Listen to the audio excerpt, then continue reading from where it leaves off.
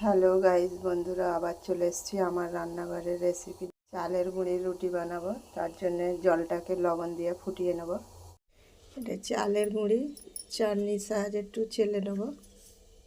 চালের গুঁড়ির সঙ্গে 1-150 গ্রাম ময়দা মিক্স করব। দেখুন জলটা ফুটে গেছে। জলটা কিন্তু 10-15 মিনিট ধরে ফোটাতে হবে, তবেই রুটিটা ভালো হবে। জলটা ফুটে গেছে, আমি চালের গুঁড়িটা দিয়ে দেবো এর মধ্যে। আটাটা জলের মধ্যে এইভাবে কিছু সাহায্যে একটু মিক্স করে নেবেন।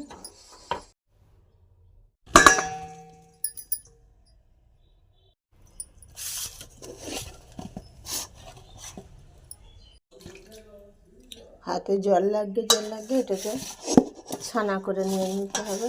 গরম গরম যখন থাকবে ওই সময়তেই ছানা করতে হবে, ঠান্ডা হয়ে গেলে কিন্তু ছানাটা ঠিক হবে না।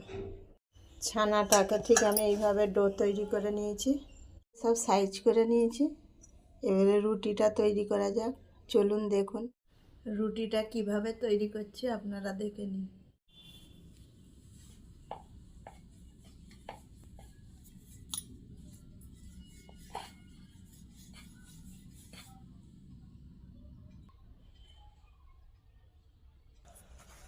রুটিটাকে ঠিক এইভাবে সব বেলে নেব পরপর।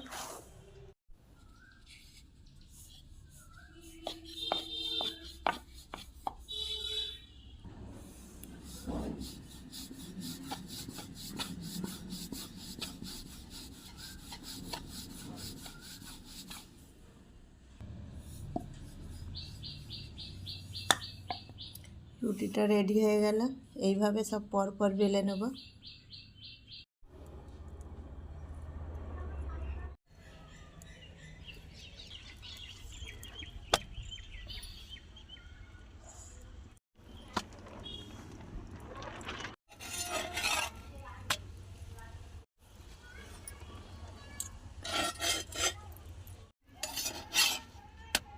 সব এইভাবে পরপর সেঁকে নেব।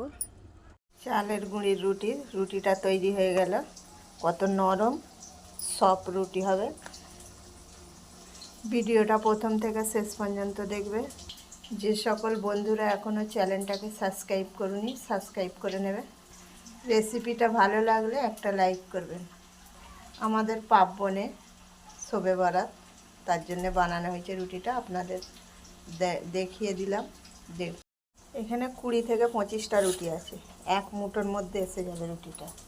এত সুন্দর রুটি তোমরাও বানাতে পারবে, মন দিয়ে যদি দেখো তোমরাও বানাতে পারবে।